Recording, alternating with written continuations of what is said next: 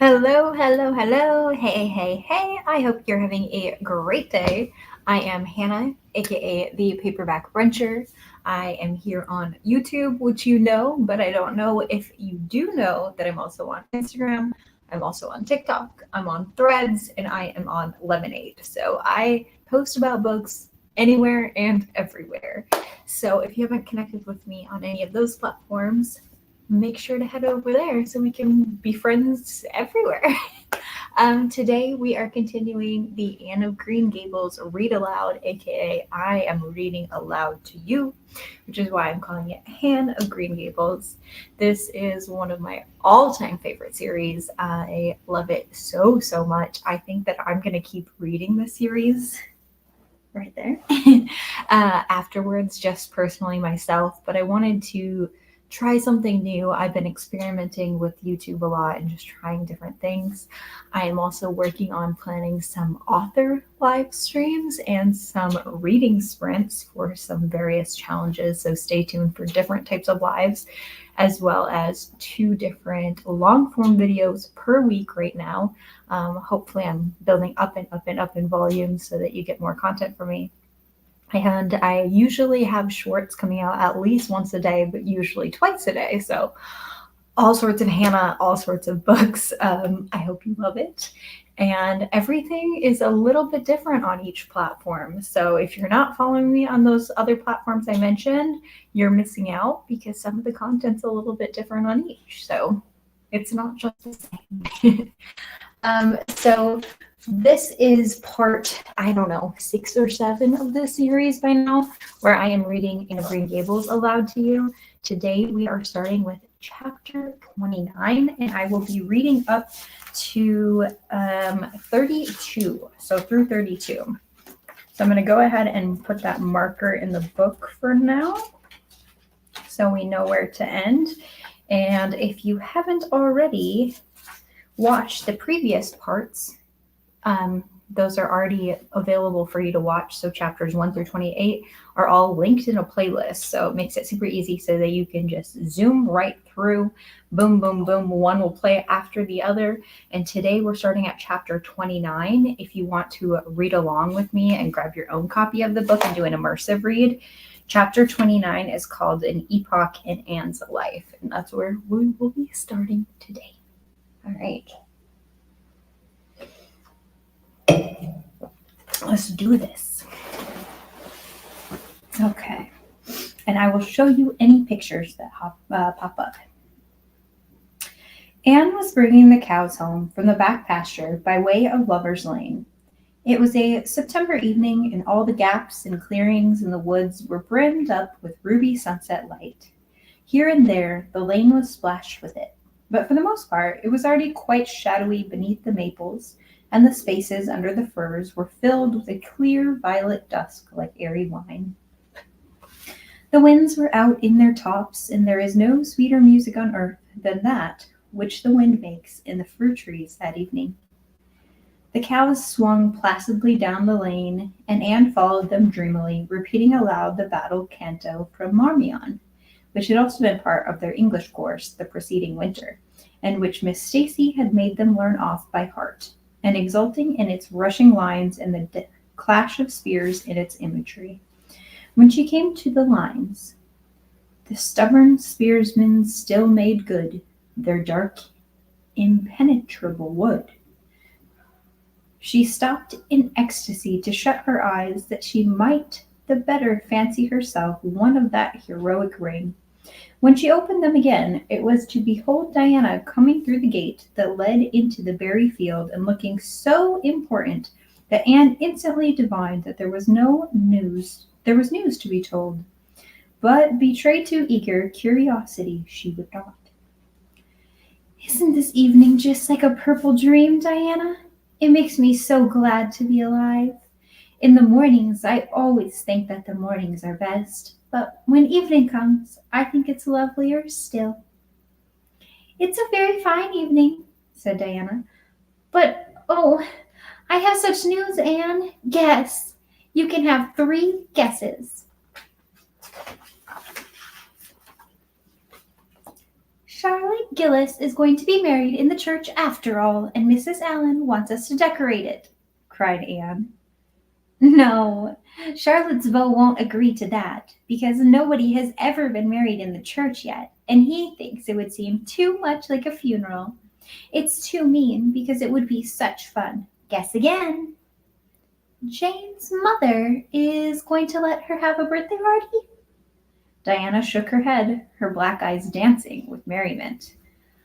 I can't think what it can be, said Anne in despair. Unless it's that moody Spurgeon Macpherson saw you home from prayer meeting last night, did he? I should think not, exclaimed Diana indignantly. I wouldn't be likely to boast of it if he did, the horrid creature. I knew you couldn't guess it. Mother had a letter from Aunt Josephine today, and Aunt Josephine wants you and me to go to town next Tuesday and stop with her for the exhibition. There. Oh, Diana, whispered Anne, finding it necessary to lean up against a maple tree for support. Do you really mean it? I'm afraid Marilla won't let me go. She will say that you can't encourage gadding about. That's what she said last week when Jane invited me to go with them in their double-seated buggy to the American concert at the White Sands Hotel. I wanted to go, but Marilla said I'd be better at home learning my lessons, and so would Jane. I was bitterly disappointed, Diana. I felt so heartbroken that I wouldn't say my prayers when I went to bed. But I repented of that and got up in the middle of the night and said them. I'll tell you, said Diana. We'll get Mother to ask Marilla. She'll be more likely to let you go then, and if she does, we'll have the time of our lives, Anne. I've never been to an exhibition, and it's so aggravating to hear the other girls talking about their trips.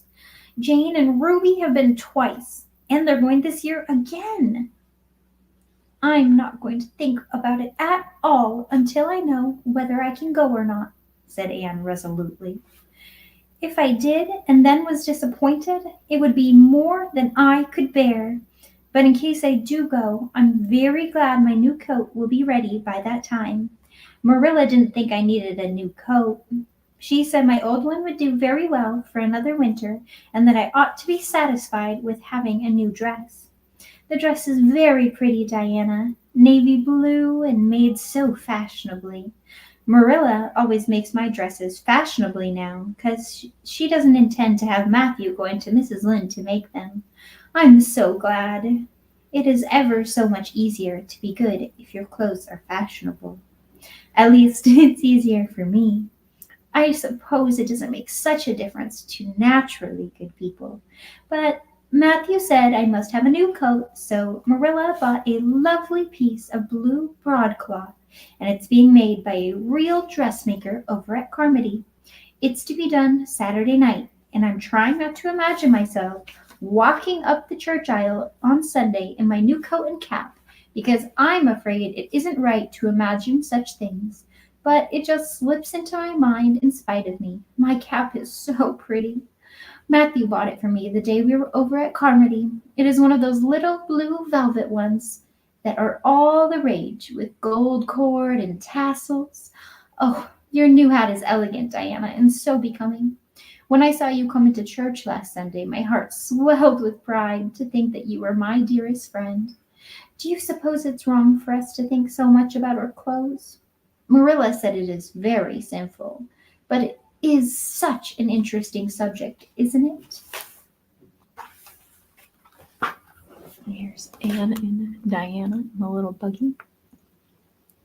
So cute.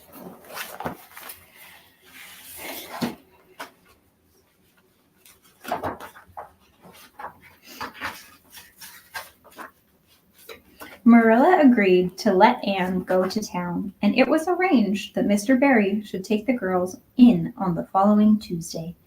As Charlottetown was 30 miles away, and Mr. Barry wished to go and return the same day, it was necessary to make a very early start.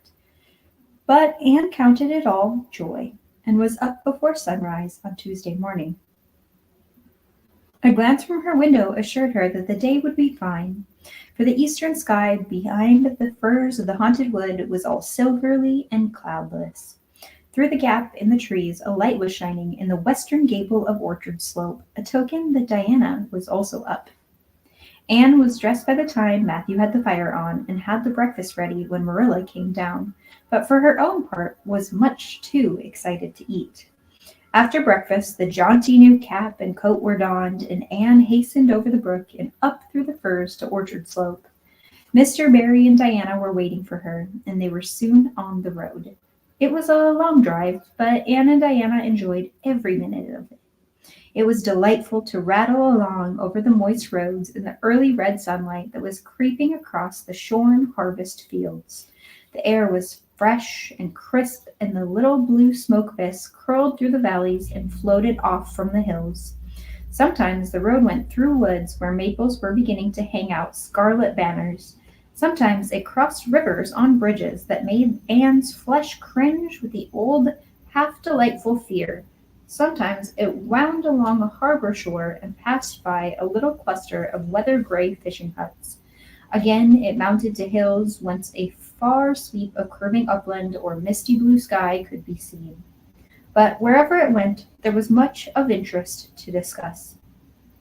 It was almost noon when they reached town and found their way to Beechwood. It was quite a fine old mansion, set back from the street in a seclusion of green elms and branching beeches. Miss Barry met them at the door with a twinkle in her sharp black eyes. "So you've come to see me at last, you Anne girl," she said. "Mercy, child, how have you grown? You're taller than I am, I declare, and you're ever so much better looking than you used to be, too. But I dare say you know that without being told."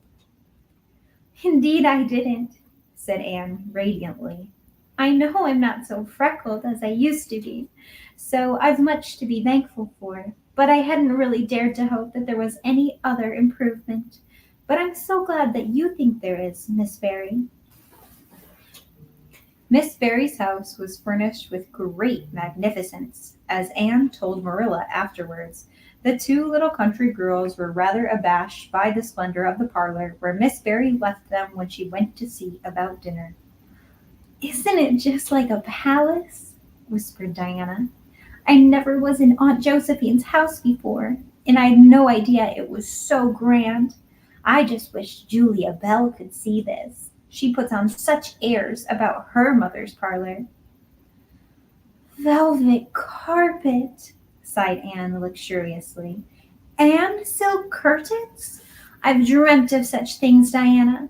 But do you know, I don't believe I feel very comfortable with them after all. There are so many things in this room, and all so splendid, that there is no scope for imagination. That is one consolation when you are poor. There are so many more things that you can imagine about." Their sojourn in town was something that Anne and Diana dated from for years. From first to last, it was crowded with delights. On Wednesday, Miss Barry took them to the exhibition grounds and kept them there all day. "It was splendid," Anne related to Marilla later on. "I never imagined anything so interesting. I don't really know which department was the most interesting. I think I liked the horses and the flowers and the fancy work best. Josie Pye took first prize for knitted lace. I was real glad she did, and I was glad that I felt glad, for it shows I'm improving. Don't you think, Marilla, when I can rejoice in Josie's success? Mr. Harmon Andrews took second prize for Gravenstein apples, and Mr. Bell took first prize for a pig. Diana said she thought it was ridiculous for a Sunday school superintendent to take prize in pigs, but I don't see why. Do you? She said she would always think of it after this when he was praying so solemnly. Clara Louise Macpherson took a prize for painting, and Mrs. Lynde got first prize for homemade butter and cheese. So Avonlea was pretty well represented, wasn't it?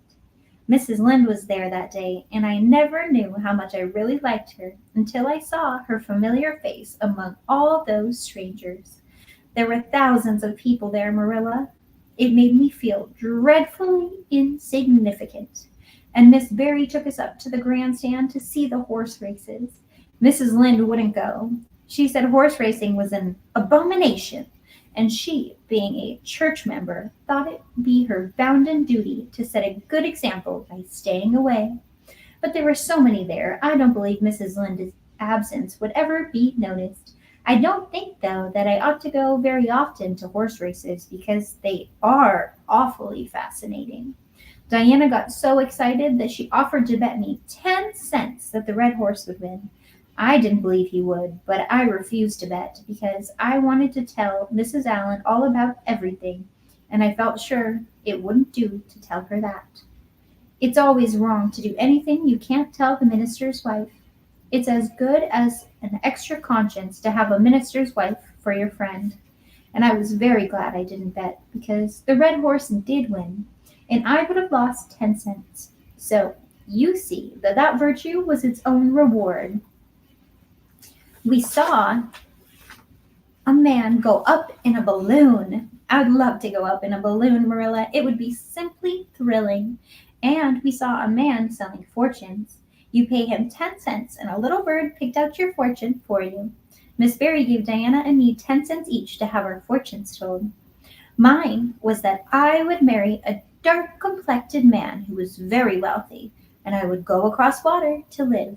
I looked carefully at all the dark men I saw after that, but I didn't care much for any of them. And anyhow, I suppose it's too early to be looking out for him yet.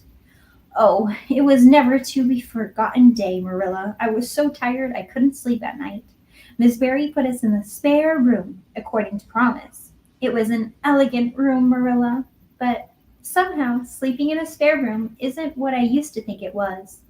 That's the worst of growing up, and I'm beginning to realize it. The things you wanted so much when you were a child don't seem half as wonderful to you when you get them. Thursday, the girls had a drive in the park, and in the evening, Miss Barry took them to the concert in the Academy of Music, where a noted prima donna was to sing. To Anne, the evening was a glittering vision of delight. Oh, Marilla, it was beyond description. I was so excited I couldn't even talk, so you may know what it was like. I just sat in enraptured silence.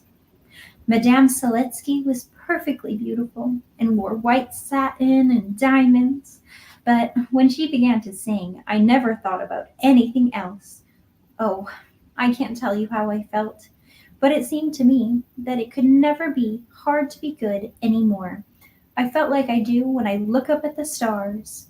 Tears came into my eyes, but oh, they were such happy tears. I was so sorry when it was all over, and I told Miss Barry I didn't see how I was ever to return to common life again. She said she thought if we went over to the restaurant across the street and had an ice cream, it might help me. That sounded so prosaic, but to my surprise, I found it true. The ice cream was delicious, Marilla, and it was so lovely and dissipated to be sitting there eating it at 11 o'clock at night. Diana said she believed she was born for city life.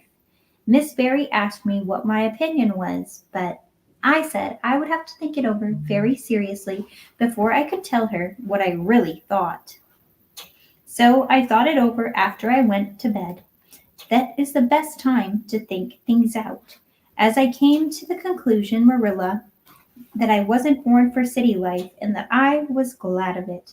It's nice to be eating ice cream at brilliant restaurants at 11 o'clock at night once in a while, but as a regular thing, I'd rather be in the East Gable at 11, sound asleep, but kind of knowing even in my sleep that stars were shining outside and the wind was blowing in the firs across the brook. I told Miss Barry so at breakfast the next morning, and she laughed. Miss Barry generally laughed at anything I said, even when I said the most solemn things. I don't think I liked it, Marilla, because I wasn't trying to be funny. But she is a most hospitable lady and treated us royally. Friday brought going home time, and Mr. Barry drove in for the girls. Well, I hope you've enjoyed yourselves, said Miss Barry as she bade them goodbye. Enjoy Indeed we have, said Diana. And you, Anne girl? I've enjoyed every minute of the time, said Anne, throwing her arms impulsively about the old woman's neck and kissing her wrinkled cheek. Diana would have never dared to do such a thing and felt rather aghast at Anne's freedom. But Miss Barry was pleased, and she stood on her veranda and watched the buggy out of sight. Then she went back into her big house with a sigh. It seemed very lonely, lacking those fresh young lives. Miss Barry was a rather selfish old lady, if truth be told, and had never cared much for anybody but herself. She valued people as if only they were of service to her or amused her. Anne had amused her, and consequently stood high in the old lady's good graces. But Miss Barry found herself thinking less about Anne's quaint speeches than of her fresh enthusiasm, her transparent emotions, her little winning ways, and the sweetness of her eyes and lips. I thought Marilla Cuthbert was an old fool when I heard she adopted a girl out of an orphan asylum, she said to herself. But I guess she didn't make much of a mistake after all. If I'd a child like Anne in the house all the time, I'd be a better and happier woman. Anne and Diana found the drive home as pleasant as the drive in, pleasanter indeed, since there was the delightful consciousness of home waiting at the end of it. It was sunset when they passed through White Sands and turned into the shore road. Beyond, the Avonlea hills came out darkly against the saffron sky. Behind them, the moon was rising out of the sea that grew all radiant and transfigured in her light. Every little cove along the curving road was a marvel of dancing ripples. The waves broke with a soft swish on the rocks below them, and the tang of the sea was in the strong, fresh air. Oh, it's so good to be alive and to be going home, breathed Anne. When she crossed the log bridge over the brook, the kitchen light of Green Gables winked her friendly welcome back, and through the open door shone the hearth fire, sending out its warm red glow athwart the chilly autumn night. Anne ran blithely up the hill and into the kitchen, where a hot supper was waiting on the table. So you've got back, said Marilla, folding up her knitting. Yes, and oh, it's so good to be back, said Anne joyously. I could kiss everything, even to the clock. Marilla, a broiled chicken! You don't mean to say you cooked that for me? Yes, I did, said Marilla. I thought you'd be hungry after such a drive and need something real appetizing. Hurry and take off your things, and we'll have supper as soon as Matthew comes in. I'm glad you got back, I must say. It's been fearful lonesome here without you, and I never put in 4 longer days. After supper, Anne sat before the fire between Marilla and Matthew and gave them a full account of her visit. I've had a splendid time, she concluded happily, and I feel that it marks such an epoch in my life, but best of it all was the coming home.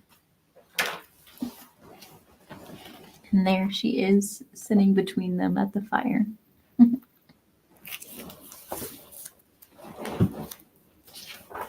Chapter 30. The Queen's Class is Organized.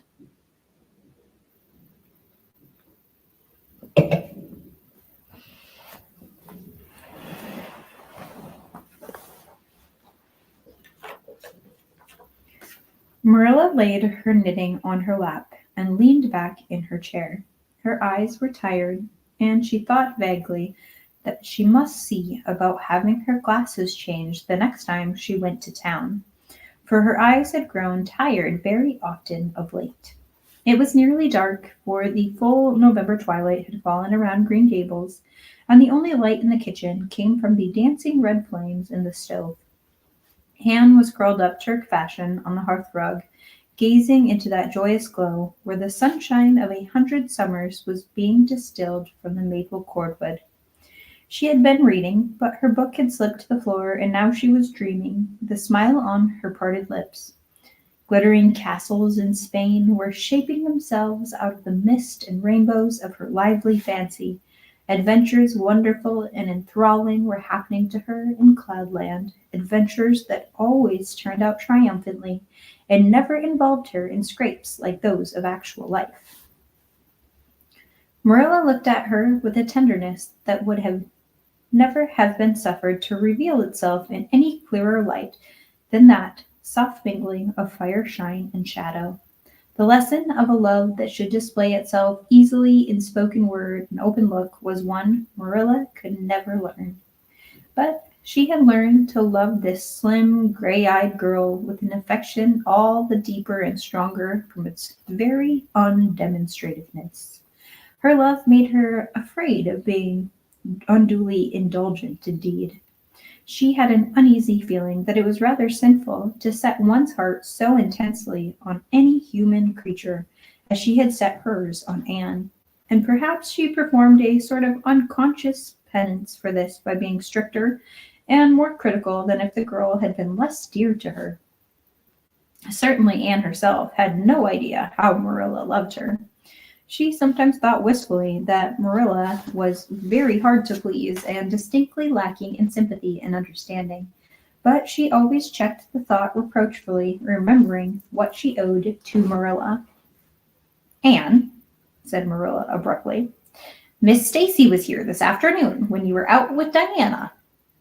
Anne came back from her other world with a start and a sigh. "Was she? Oh, I'm so sorry I wasn't in. Why didn't you call me, Marilla? Diana and I were only over in the haunted wood. It's lovely in the woods now. All the little wood things, the ferns and the satin leaves and the crackerberries have gone to sleep, just as if somebody had tucked them away until spring under a blanket of leaves. I think it was a little gray fairy with a rainbow scarf that came tiptoeing along the last moonlight night and did it. Diana wouldn't say much about that, though. Diana has never forgotten the scolding her mother gave her about imagining ghosts into the haunted wood. It had a very bad effect on Diana's imagination. It blighted it. Mrs. Lynde says Myrtle Bell is a blighted being. I asked Ruby Gillis why Myrtle was blighted, and Ruby said she guessed it was because her young man had gone back on her. Ruby Gillis thinks of nothing but young men, and the older she gets, the worse she is. Young men are all very well in their place, but it doesn't do to drag them into everything, does it? Diana and I are thinking seriously of promising each other that we will never marry, but be nice old maids and live together forever. Diana hasn't quite made up her mind, though, because she thinks perhaps it would be better to be nobler to marry some wild, dashing, wicked young man and reform him.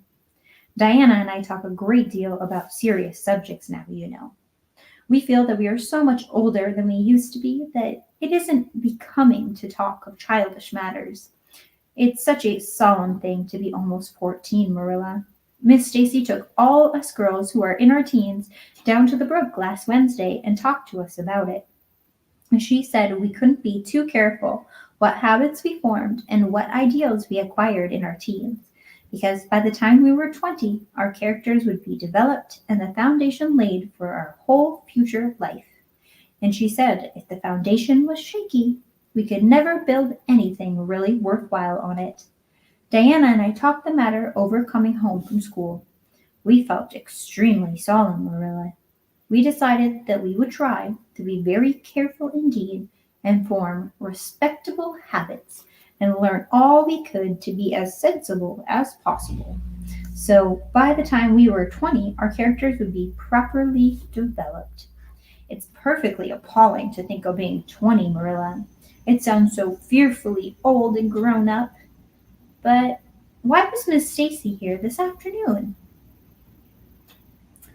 That is what I wanted to tell you, Anne, if you'll ever let me get a chance to get a word in edgewise. She was talking about you. About me? Anne looked rather scared. Then she flushed and exclaimed, "Oh, I know what she was saying. I meant to tell you, Marilla. Honestly, I did, but I forgot.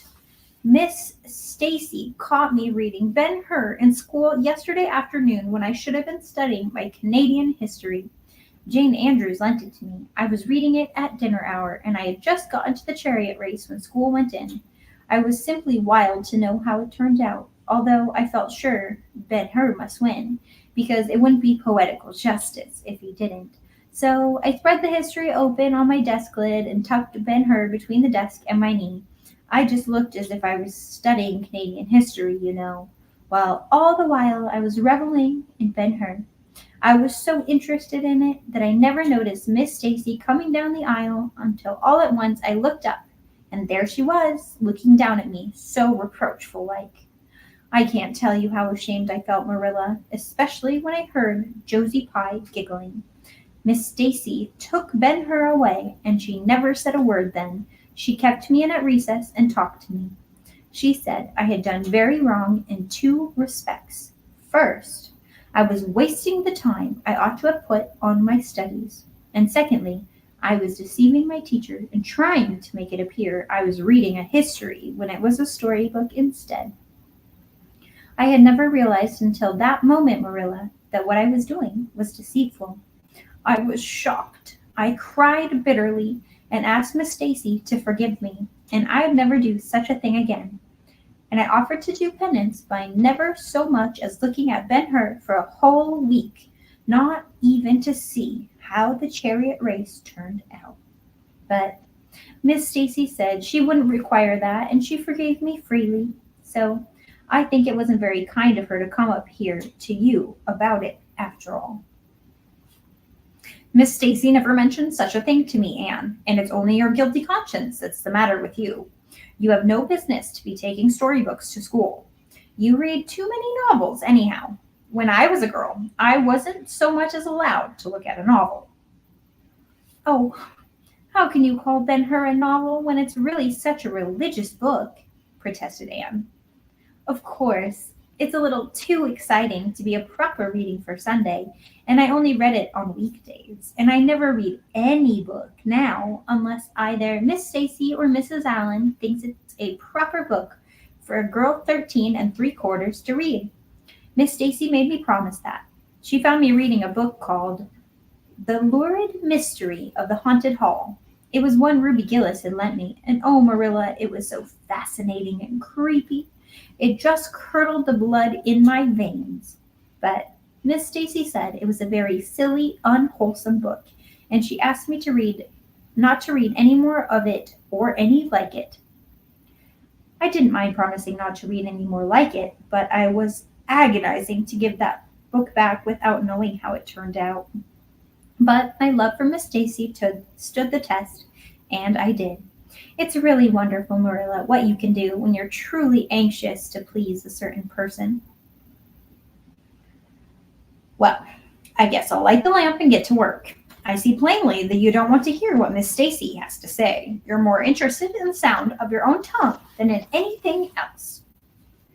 Oh, indeed, Marilla, I do want to hear it, cried Anne contritely. I won't say another word, not one. I know I talk too much, but I'm really trying to overcome it. And although I say far too much, yet if only you knew how many things I wanted to say and don't, you'd give me some credit for it. Please tell me, Marilla. Well, Miss Stacy wants to organize a class among her advanced students who mean to study for the entrance examination into Queen's. She intends to give them extra lessons for an hour after school. And she came to ask Matthew and me if we'd like to have you join it.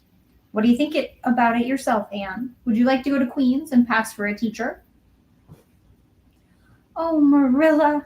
Anne straightened to her knees and clasped her hands. It's been the dream of my life. That is, for the last 6 months, ever since Ruby and Jane began to talk of studying for the entrance. But I didn't say anything about it because I supposed it would be perfectly useless. I'd love to be a teacher. But won't it be dreadfully expensive? Mr. Andrews says it cost him $150 to put Prissy through. And Prissy wasn't a dunce in geometry. I guess you needn't worry about that part of it. When Matthew and I took you to bring up, we resolved we would do the best we could for you and give you a good education. I believe in a girl being fitted to earn her own living whether she has to or not. You'll always have a home at Green Gables as long as Matthew and I are here. But nobody knows what is going to happen in this uncertain world, and it's just as well to be prepared. So you can join the Queen's class if you like, Anne." "Oh, Marilla, thank you." Anne flung her arms about Marilla's waist and looked up earnestly into her face. "I'm extremely grateful to you and Matthew, and I'll study as hard as I can, and I'll do my very best to be a credit to you. I warn you not to expect much in geometry, but I think I can hold my own in anything else if I work hard." "I dare say you'll get along well enough. Miss Stacy says you're bright and diligent."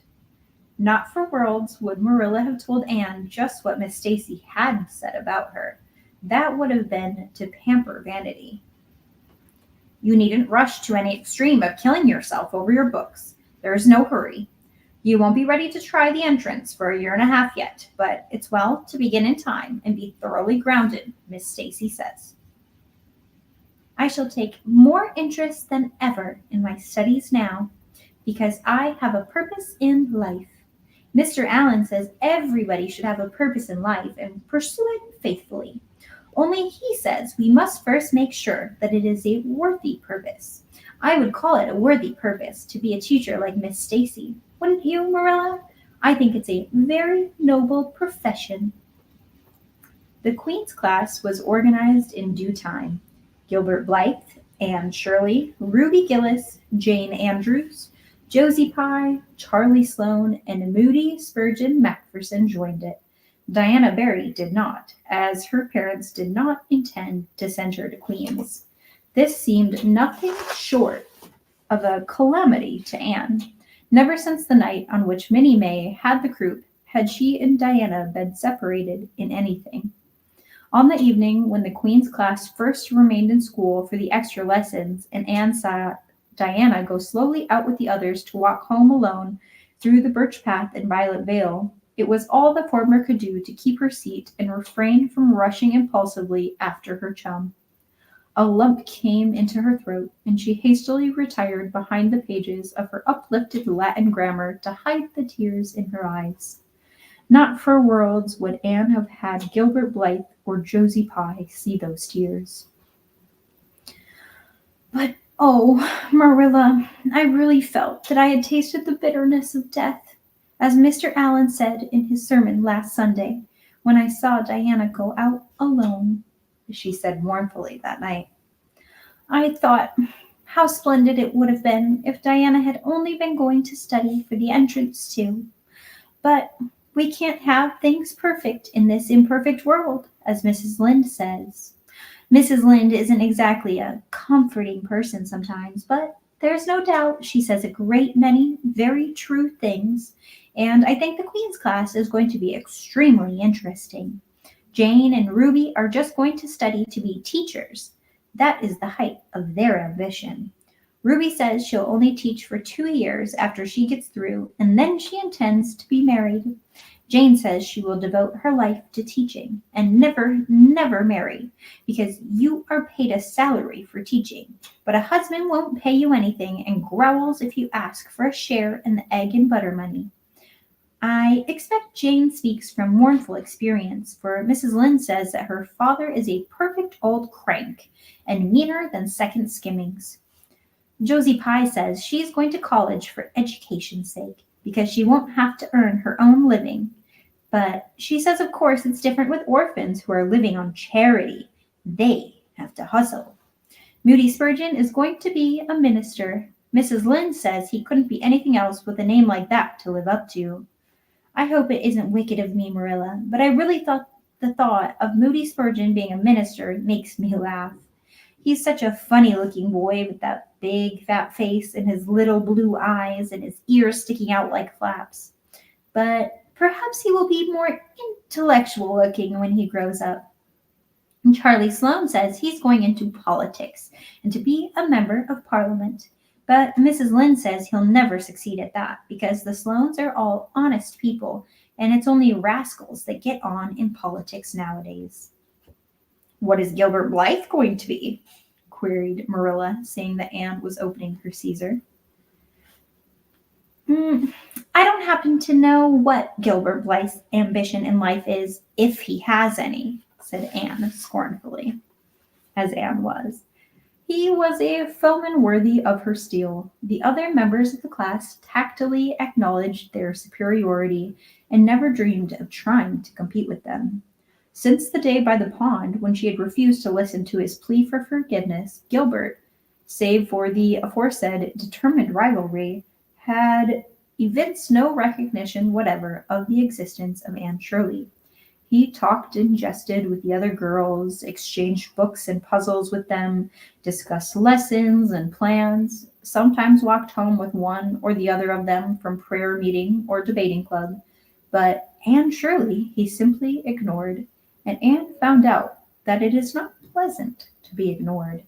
It was in vain that she told herself with a toss of her head that she did not care.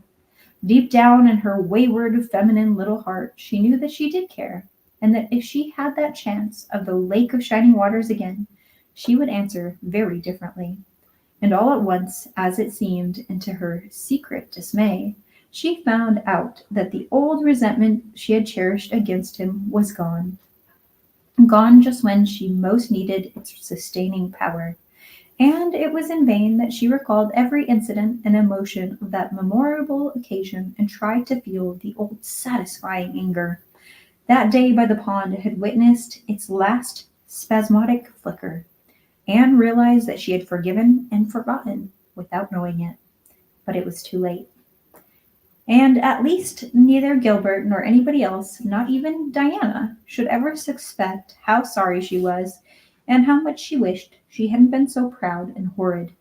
She determined to shroud her feelings in deepest oblivion. And it may be stated here and now that she did it so successfully that Gilbert, who possibly was not quite so indifferent as he seemed, could not console himself with any belief that Anne felt his retaliatory scorn.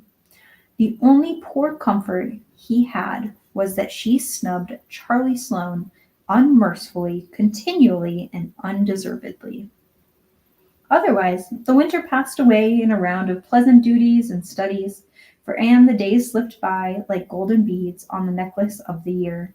She was happy, eager, interested. There were lessons to be learned and honor to be won, delightful books to read, new pieces to be practiced for the Sunday school choir, pleasant Sunday afternoons at the manse with Mrs. Allen, and then, almost before Anne realized it, spring had come again to Green Gables, and all the world was abloom once more.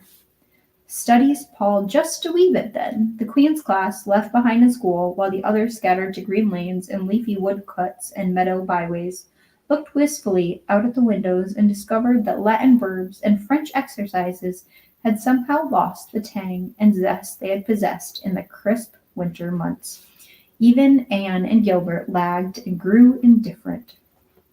Teacher and taught were alike glad when the term was ended and the glad vacation days stretched rosily before them. "But you've done good work this past year," Miss Stacy told them on the last evening.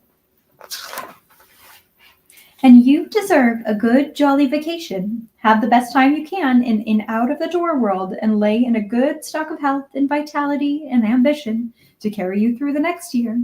It will be the tug of war, you know, the last year before the entrance." "Are you going to be back next year, Miss Stacy?" asked Josie Pye. Josie Pye never scrupled to ask questions, and in this instance the rest of the class felt grateful to her.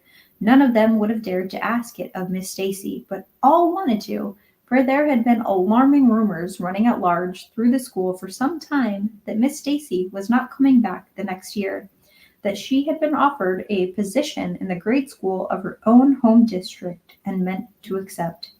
The Queen's class listened in breathless suspense for her answer. "Yes, I think I will," said Miss Stacy. "I thought of taking another school, but I've decided to come back to Avonlea. To tell the truth, I've grown so interested in my pupils here that I found I couldn't leave them, so I'll stay and I'll see you through." "Hurrah!" said Moody Spurgeon. Moody Spurgeon had never been so carried away by his own feelings before, and he blushed uncomfortably every time he thought about it for a week. "Oh, I'm so glad, said Anne with shining eyes. Dear Miss Stacy, it would be perfectly dreadful if you didn't come back. I don't believe I could have had the heart to go on with my studies at all if another teacher came here. When Anne got home that night, she stacked all her textbooks away in an old trunk in the attic, locked it, and threw the key into the blanket box. I'm not going to look at a school book in vacation, she told Marilla. I've studied as hard all the term as I possibly could, and I pored over that geometry until I know every proposition in the book off by heart, even when the letters are changed. I just feel tired of everything sensible, and I'm going to let my imagination run riot for the summer. Oh, you needn't be alarmed, Marilla. I'll only let it run riot within reasonable limits. But I want to have a real jolly good time this summer, for maybe it's the last summer I'll be a little girl. Mrs. Lynde says that if I keep stretching out next year as I've done this, I'll have to put on longer skirts. She says I'm running to legs and eyes. And when I put on longer skirts, I shall feel that I have to live up to them and be very dignified. I won't even do to believe in fairies then, I'm afraid. So I'm going to believe in them with my whole heart this summer. I think we're going to have a very gay vacation. Ruby Gillis is going to have a birthday party soon, and then there's the Sunday school picnic and the missionary concert next month. And Mr. Barry says that some evening he'll take Diana and me over to the White Sands Hotel and have dinner there. They have dinner there in the evening, you know. Jane Andrews was over once last summer, and she said it was a beautiful, dazzling sight to see the electric lights and the flowers and all the ladyguettes in such beautiful dresses. Jane says it was her first glimpse into high life, and she'll never forget it to her dying day. Mrs. Lynde came up the next afternoon to find out why Marilla had not been at the aid meeting on Thursday. When Marilla was not at aid meeting, people knew there was something wrong at Green Gables. Matthew had a bad spell with his heart Thursday, Marilla explained, and I didn't feel like leaving him.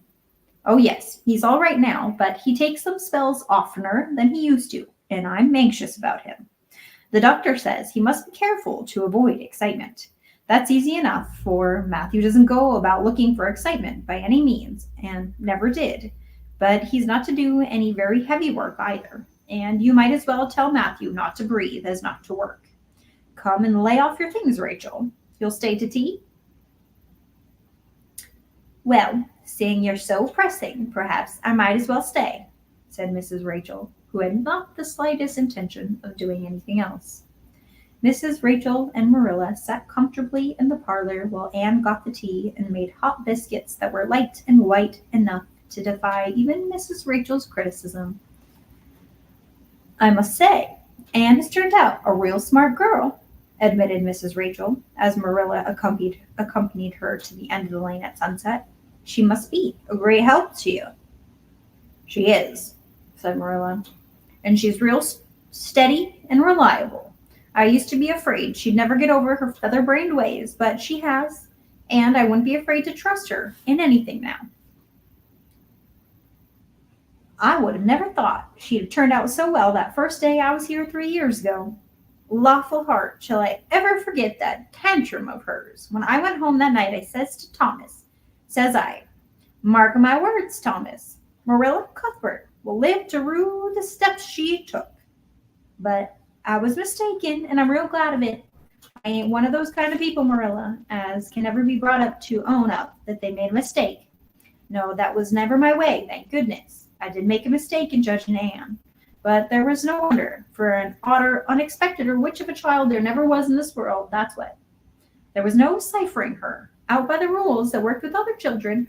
It's not short of wonderful how she's improved these 3 years, but especially in looks. She's a real pretty girl, got to be, though I can't say I'm overly partial to that pale, big-eyed style myself. I like more snap in color, like Diana Barry has or Ruby Gillis. Ruby Gillis's looks are real showy, but somehow I don't know how it is. When Anne and them are together, although she ain't half as handsome, she makes them look kind of common and overdone. Something like them white June lilies she calls narcissus, alongside those big red peonies, that's what. Chapter 31, Where the Brook and River Meet. Anne had her good summer and enjoyed it wholeheartedly. She and Diana fairly lived outdoors, reveling in all the delights that Lover's Lane and the Dryad's Bubble and Willowmere and Victoria Island afforded. Marilla offered no objections to Anne's gypsyings. The Spencervale doctor, who had come the night Minnie May had the croup, met Anne at the house of a patient one early afternoon in vacation, looked her over sharply, screwed up his mouth, shook his head, and sent a message to Marilla Cuthbert by another person. It was, "Keep that red-headed girl out of yours in the open air all summer, and don't let her read books until she gets more spring into her step." This message frightened Marilla wholesomely. She read Anne's death warrant by consumption in it until it was scrupulously obeyed. As a result, Anne had the golden summer of her life as far as freedom and frolic went. She walked, rode, berried, and dreamed to her heart's content. And even when September came, she was bright-eyed and alert, with a step that would have satisfied the Spencervale doctor and a heart full of ambition and zest once more. "It just feels like studying with might and main," she declared as she brought her books down from the attic. "Oh, you good old friends, I'm glad to see your honest faces once more. Yes, even you, geometry. I've had a perfectly beautiful summer, Marilla, and now I'm rejoicing as a strong man to run a race, as Mr. Allen said last Sunday. Doesn't Mr. Allen preach magnificent sermons? Mrs. Lynde says he's improving every day, and the first thing we know, some city church will gobble him up, and we'll be left and have to turn to break in another green preacher. But I don't see the use of meeting trouble halfway, do you, Marilla? I think it'd be better to just enjoy Mr. Allen while we have him. If I were a man, I think I'd be a minister. They can have such an influence for good if their theology is sound, and it must be thrilling to preach splendid sermons and stir your hearers' hearts. Why can't women be ministers, Marilla? I asked Mrs. Lynde that, and she was shocked and said it would be a scandalous thing. She said there might be female ministers in the States, and she believed there was, but thank goodness we hadn't got to that stage in Canada yet, and she hoped we never would. But I don't see why. I think women would make splendid ministers. When there is a social to be got up, or a church tea, or anything else to raise money, the women have to turn to and do the work. I'm sure Mrs. Lynde can pray every bit as well as Superintendent Bell, and I've no doubt she could preach too, with little practice." "Yes, I believe she could," said Marilla dryly. "She does plenty of unofficial preaching, as it is. Nobody has much of a chance to go wrong in Avonlea with Rachel to oversee them." "Marilla," said Anne in a burst of confidence, "I want to tell you something and ask you what you think about it. It has worried me terribly. On Sunday afternoons, that is, when I think specially about such matters. I do really want to be good, and when I'm with you or Mrs. Allen or Miss Stacy, I want it more than ever, and I want to do just what would please you and what you would approve of. But mostly when I'm with Mrs. Lynde, I feel desperately wicked, and if I wanted to go and do the very thing she tells me I ought not to do, I feel irresistibly tempted to do it. Now, what do you think is the reason I feel like that? Do you think it's because I'm really bad and unregenerate?" Marilla looked dubious for a moment, and then she laughed. "If you are, I guess I am too, Anne, for Rachel often has that very effect on me. I sometimes think she might have more of an influence for good, as you say so yourself, if she didn't keep on nagging people to do right. There should have been a special commandment against nagging. But there, I shouldn't talk so.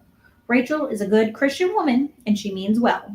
There isn't a kinder soul in Avonlea, and she never shirks her share of work." "I'm very glad you feel the same. It's so encouraging. I shan't worry so much over that after this, but I dare say there'll be other things to worry me. They keep me coming up new all the time. Things to perplex you, you know. You settle one question and there's another right after. There are so many things that ought to be thought over and decided when you're beginning to grow up. It keeps me busy all the time thinking them over and deciding what's right. It's a serious thing to grow up, isn't it, Marilla?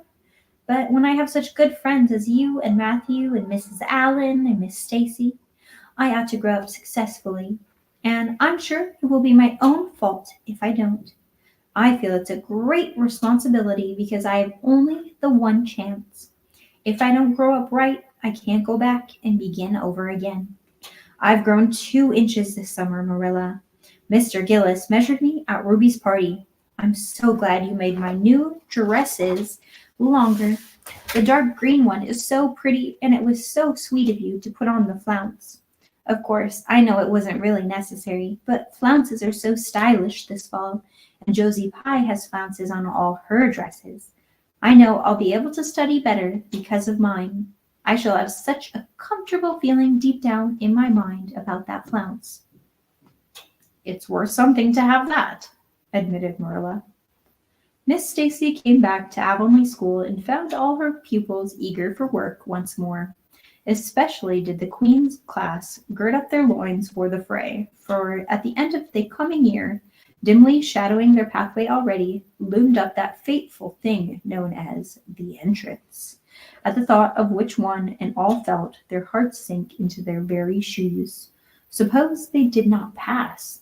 The thought was doomed to haunt Anne through the waking hours of that winter, Sunday afternoons inclusive, to the almost entire exclusion of moral and theological problems.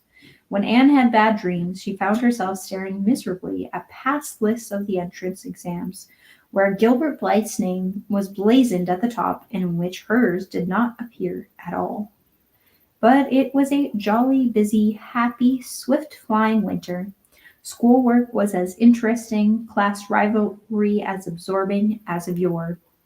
New worlds of thought, feeling, and ambition, fresh, fascinating fields of unexplored knowledge seemed to be opening out before Anne's eager eyes. Hills peeped o'er hill, and Alps on Alps arose. Much of this was due to Miss Stacy's tactful, careful, broad-minded guidance.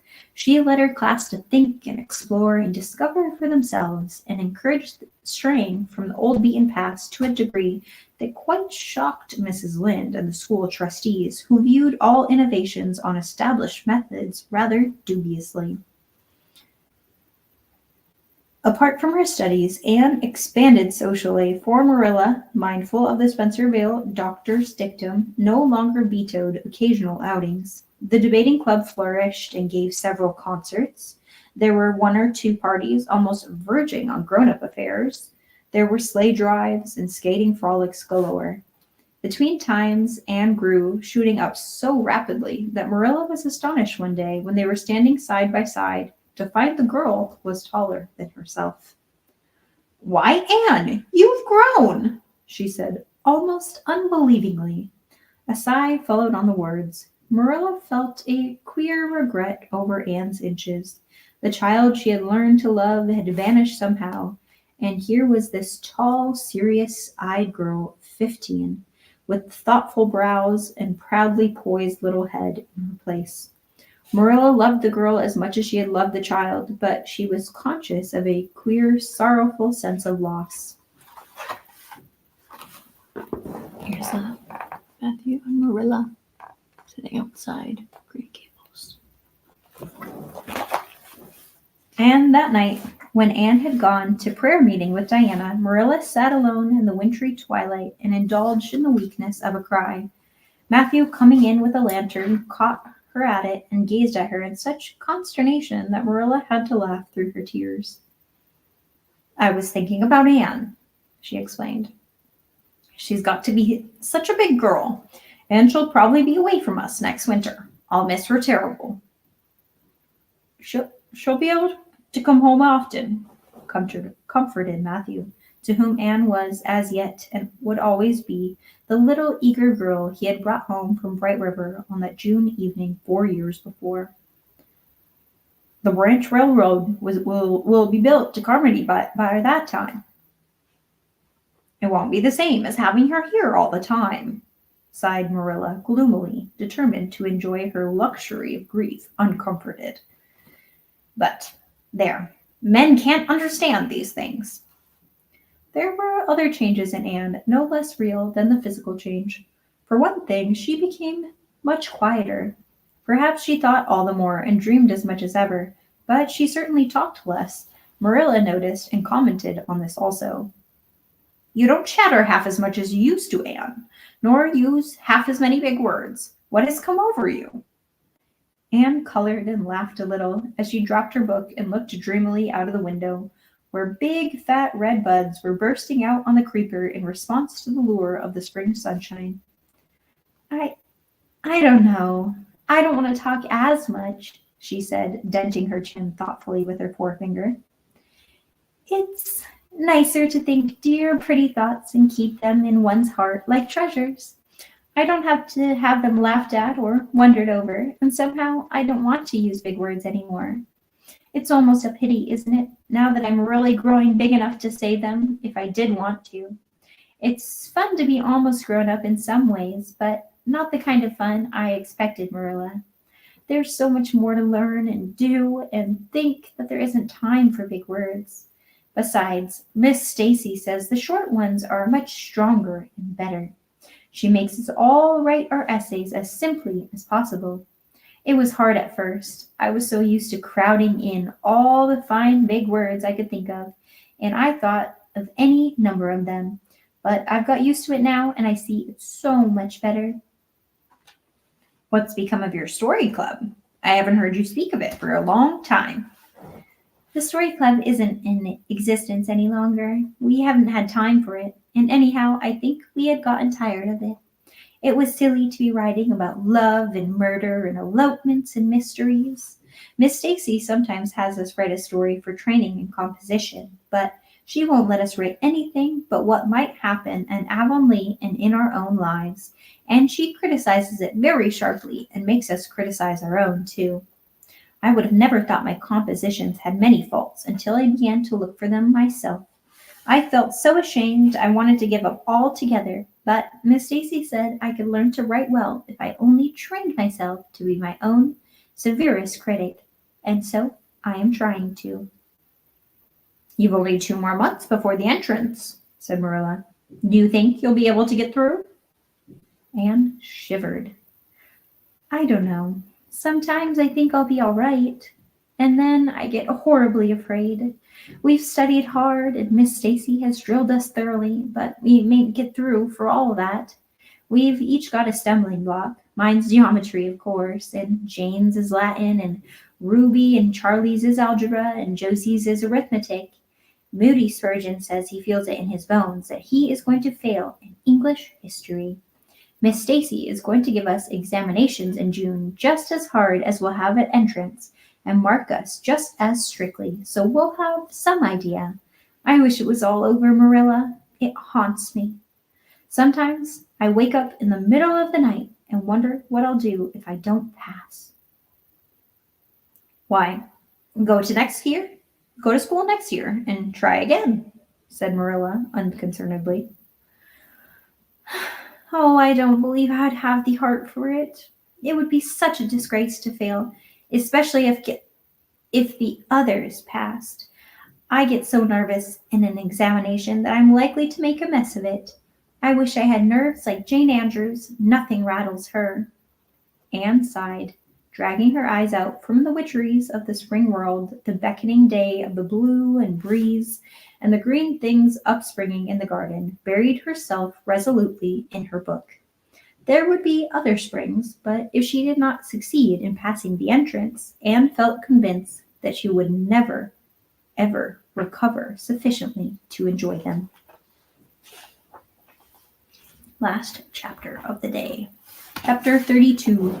The pass list is out.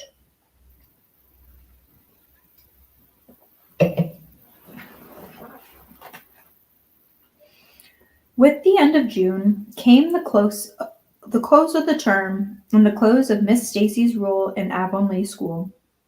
Anne and Diana walked home that evening feeling very sober indeed.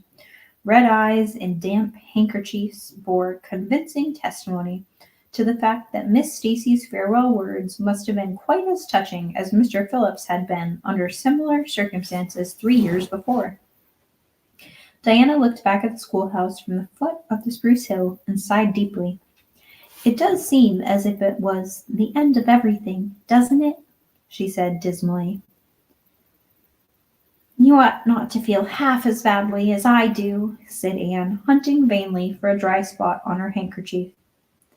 You'll be back again next winter, but I suppose I've left the dear old school forever. If I have good luck, that is.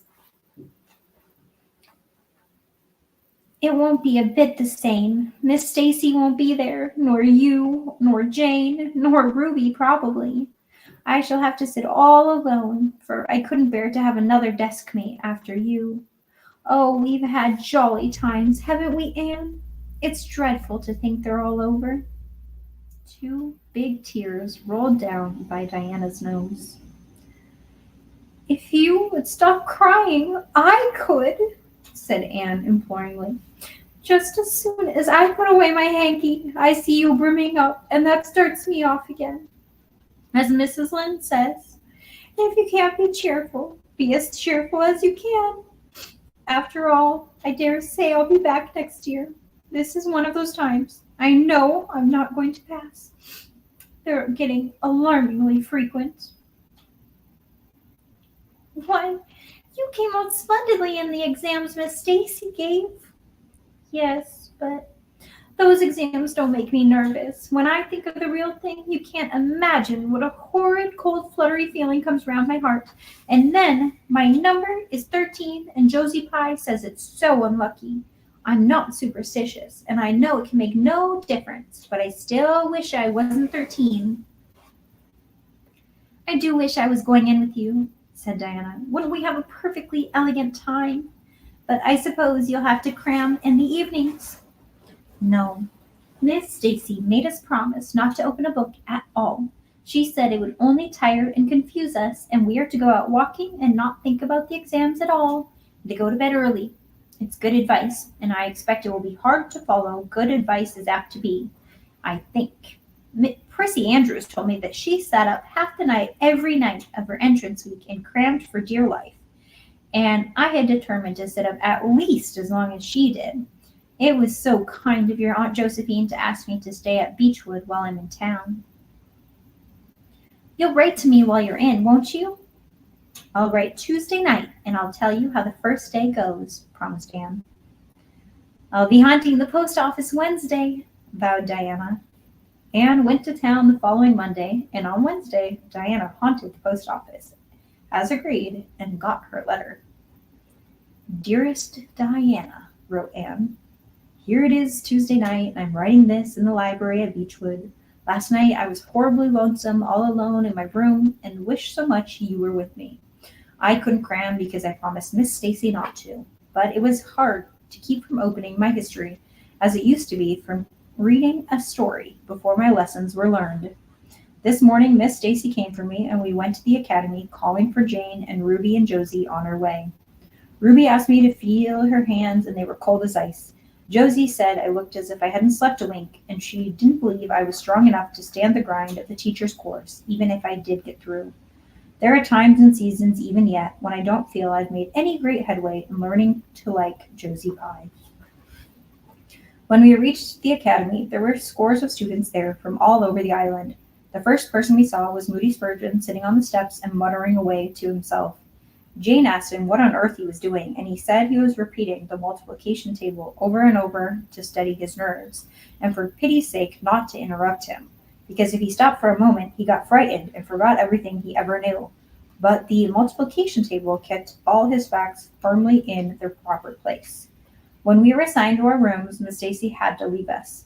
Jane and I sat together, and Jane was so composed that I envied her. No need of the multiplication table for good, steady, sensible Jane. I wondered if I looked as if I felt, and if they could hear my heart thumping clear across the room. Then a man came in and began distributing the English examination sheets. My hands grew cold then, and my hair fairly whirled about as I picked it up.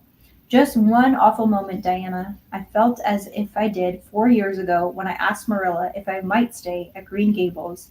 And then everything cleared up in my mind, and my heart began beating again. I forgot to say that it had stopped altogether. for I knew I could do something with that paper anyhow.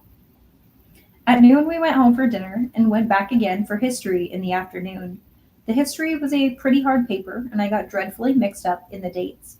Still, I think I did fairly well today. But oh, Diana, tomorrow the geometry exam comes off, and when I think of it, it takes every bit of determination I possess to keep from opening my Euclid. If I thought my multiplication table would help me, I would recite it from now until tomorrow morning. I went down to see the other girls this evening. On my way, I met Moody Spurgeon wandering distractedly around. He said he knew he had failed in history and he was born to be a disappointment to his parents and he was going to go home on the morning train and that it would be easier to be a carpenter than a minister anyhow. I cheered him up and persuaded him to stay in the end because it would be unfair to Miss Stacy if he didn't. Sometimes I wished I was born a boy, for when I see Moody Spurgeon, I'm always glad that I was a girl and not his sister. Ruby was in hysterics when I reached their boarding house. She had just discovered a fearful mistake she had made in her English paper.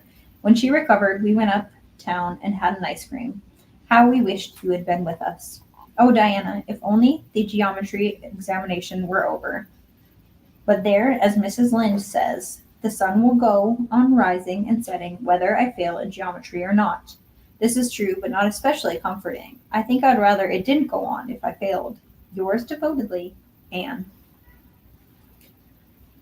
The geometry examination and all the others were over in due time, and Anne arrived home on Friday evening rather tired, but with an air of chastened triumph about her. Diana was over at Green Gables when she arrived, and they met as if they had been parted for years. You old darling, it's perfectly splendid to see you back again. It seems like an age since you went to town. And oh, Anne, how did you get along? Pretty well, I think, in everything but the geometry. I don't know whether I passed in it or not, and I have a creepy, crawly presentiment that I didn't. But oh, how good it is to be back. Green Gables is the dearest, loveliest spot in the world. How did the others do? The girls say that they know they didn't pass, but I think they did pretty well. Josie says that geometry was so easy a child of 10 could do it. Moody Spurgeon still thinks that he failed in history, and Charlie says he failed in algebra, but we don't really know anything about it and won't until the pass list is out. And that won't be for a fortnight. Fancy living a fortnight in such suspense. I wish I could go to sleep and never wake up until it is over. Diana knew it would be useless to ask how Gilbert Blythe had fared, so she merely said, "Oh, you'll pass all right. Don't worry." "I'd rather not pass at all than to come out pretty well up on the list," flashed Anne, by which she meant, and Diana knew that she meant, that success would be incomplete and bitter if she did not come out ahead of Gilbert Blythe. With this end in view, Anne had strained every nerve during the examinations, and so had Gilbert. They had met and passed each other on the street a dozen times without any sign of recognition, and every time Anne held her head up a little higher and wished a little more earnestly that she had made friends with Gilbert when he asked her, and vowed a little more determinedly to suppress him in the examination. She knew that all Avonlea Junior was wondering which would come out first, and she even knew that Jimmy Glover and Ned Wright had a bet on the question, and that Josie Pye had said there was no doubt in the world that Gilbert would be first, and she felt her humiliation would be unbearable if she failed. But she had another and nobler motive for wishing to do well. She wanted to pass high for the sake of Matthew and Marilla, especially Matthew. Matthew had declared to her his conviction that she would beat the whole island. That, Anne felt, was something it would be foolish enough to hope for, even in the wildest of dreams. But she did hope fervently that she would be among the first 10 at least, so that she might see Matthew's kindly brown eyes gleam with pride in her achievement. That, she felt, would be a sweet reward indeed for all her hard work and patient grubbing among unimaginative equations and conjugations. At the end of the fortnight, Anne took to haunting the post office also, in the distracted company of Jane, Ruby, and Josie, opening the Charlottetown dailies with shaking hands and cold sink-away feelings as bad as any experienced during the entrance week. Charlie and Gilbert were not above doing this too, but Moody Spurgeon stayed resolutely away. I haven't got the grit to go there and look at the paper in cold blood, he told Anne. I'm just going to wait until somebody comes up and tells me whether I've passed or not. With 3 weeks had gone by without the pass list appearing, Anne began to feel that she really couldn't stand the strain much longer. Her appetite failed and her interest in Avonlea doings languished. Mrs. Lynde wanted to know what else you could expect with a Tory superintendent of education at the head of affairs, and Matthew, noting Anne's paleness and indifference in the lagging steps that bore her home from the post office every afternoon, began seriously to wonder if he hadn't better vote grit at the next election. But one evening, the news came. Anne was sitting at her open window, for the time forgetful of the woes and examinations and the cares of the world, as she drank in the beauty of the summer dusk, sweet-scented with flower breaths from the garden below and sibilant and rusting from the stir of poplars. The eastern sky above the firs was flushed faintly pink from the reflection of the west, and Anne was wondering dreamily if the spirit of color looked like that, when she saw Diana come flying down through the firs, over the log bridge, up the slope, and with a fluttering newspaper in her hand. Anne sprang to her feet, knowing at once what that paper contained. The pass list was out. Her head whirled and her heart beat until it hurt her. She could not move a step. It seemed an hour to her before Diana came rushing along the hall and burst into the room without even knocking. So great was her excitement. Anne, you've passed, she cried. Passed the very first. You and Gilbert both. Your ties. But your name is first. Oh, I'm so proud. Diana flung the paper on the shelf and herself on Anne's bed, utterly breathless and incapable of further speech. Anne lighted the lamp, oversetting the match safe and using up 6 matches before her shaky hands could accomplish the task. Then she snatched up the paper. Yes, she had passed. There was her name at the very top of a list of 200. That moment was worth living for. You did splendidly, Anne, puffed Diana, recovering sufficiently to sit up and speak, for Anne, starry-eyed and rapt, had not yet uttered a word. Father brought up the paper home from Bright River not 10 minutes ago. It came out on the afternoon train, you know, and won't be here till tomorrow afternoon by mail. And when I saw the pass list, I rushed over like a wild thing. You've all passed, every one of you, Moody Spurgeon and all, even though he's conditioned in history. Jane and Ruby did pretty well. They're halfway up, and so did Charlie. Josie just scraped through with 3 marks to spare, but you'll see she'll put on as many airs as if she had led. Won't Miss Stacy be delighted? Oh, Anne, what does it feel like to see your name at the head of a pass list like that? If it were me, I know I'd go crazy with joy. I'm pretty near crazy as it is, but you're as calm and cool as a spring evening. I'm just dazzled inside, said Anne. I want to say 100 things, but I can't find words to say them in. I've never dreamed of this. Well, yes, I did too, just once. I let myself think once. What if I should come out first? Quakingly, you know, for it seemed so vain and presumptuous to think that I could lead the island. Excuse me a minute, Diana. I may just run out to the field to tell Matthew, and then we'll go up the road and tell the good news to the others. They hurried to the hayfield below the barn where Matthew was coiling hay, and as luck would have it, Mrs. Lynde was talking to Marilla at the lane fence. Oh, Matthew, exclaimed Anne. I've passed, and I'm first, or one of the first. I'm not vain, but I am thankful. Well, now, I always said it, said Matthew, gazing at the pass list delightedly. I knew you could beat them all easy. You've done pretty well, I must say, Anne, said Marilla, trying to hide her extreme pride in Anne from Mrs. Rachel's critical eye. But that good soul said heartily, I guess she has done well, And far from me to be backwards in saying it. You're a credit to your friends, Anne, that's what, and we're all proud of you. That night, Anne, who had wound up a delightful evening with little serious talk with Mrs. Allen at the manse, knelt sweetly by her open window in a great sheen of moonshine and murmured a prayer of gratitude and aspiration that came straight from her heart. There was in it thankfulness for the past and reverent petition for the future.